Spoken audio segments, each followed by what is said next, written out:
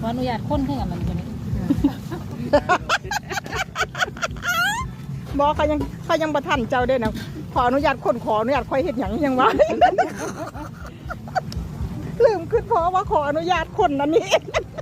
เพิ่นบ่ได้ว่าคนเจ้าของมันว่าคนเข้าแล้วเจ้าของฟังพิษเป็นคนเจ้าของอะนะ เอาเลยครับ โอ้ยสิคันเหม็นปอกหอมที่ละหอนึง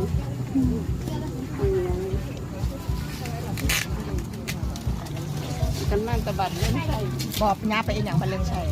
โอ้ยอันคนไปเฮ็ดของไก่ใส่ตัว เขาบอกสิเพิ่น โอ้อันนี้ข้าวหอมอย่างเกาะข้าวเหนียวข้าวกำบ่ จ้าข้าวเหนียวดำข้าวนี่ล่ะ ข้าวเหนียวข้าวกำเบิ่งวิธีทำเพิ่นกันเลยป้าถั่วหอมมะพร้าวพี่น้องใส่มะพร้าวจุใจเลยแต่อย่าเฝ้าห่อเด้อใส่น้ำตาลแล้วบ่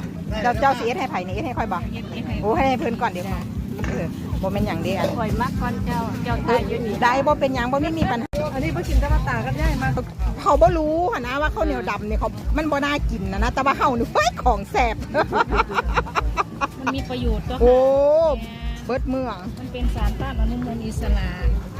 มาแต่มุกดาหาร เจ้าสิตีค่อยบ่ บ้านทุกข่อยเขาบอกคล้ายๆนั่นแหละ บ่ บ้านเราก็อยู่สกุล เจ้าคิดว่าเจ้าสิตีข่อยเจ้าเบิ่งหุ่นข่อยโลเดอร์บ่ได้ บอกบ้านทุกข่อยเขาบอกคล้ายๆนั่นแหละเอาบ้านผู้ข่อยกับผู้ไทยไหม อันกับผู้ไทยคือเดียว ผู้ไทยคือเดียวนี้ผู้ไทยร้อนผู้ไทยนี่เราผู้ไท ใส่ ย แล้วเนาะ ใส่หลานขอแล้ว ของค่ ผู้ อย สา ใส่ ว แล้ว ค่อยได้ นะ พ่อใหญ่น่ะหูดอกว่า เสน่ห์ของแม้นห้องอีโพอีเบะคือเดียวเสน่ห์ของผู้ไทยเสน่ห์ของผู้ไทยแต่ถ่ายคลิปกันยังว่าผู้ไทยเนาะ เอาเราภาษาบ้านเฮาเนาะคนละเป็นเนาะ บัดนี้เขาถามว่ายายเจยค่อยนี่ค่อยบ่ได้มักอันแกงหน่อไม้ข้อยกับแกงเป็นเขาว่าแต่ว่าค่อยบ่ได้มักอันมองแกงหน่อไม้เจ้าเดี๋ยวค่อยมาคำเบาเจ้าเราบ่า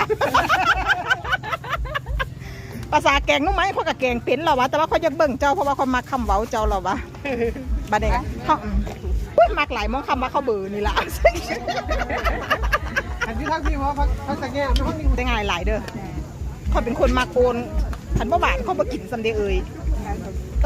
คนโอนเจ้าบ่ต้องห่วงเลยคนโอนนี่มักหลายแนวโอนนี่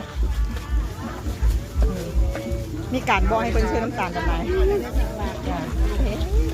ขอบคุณค่ะของโปรด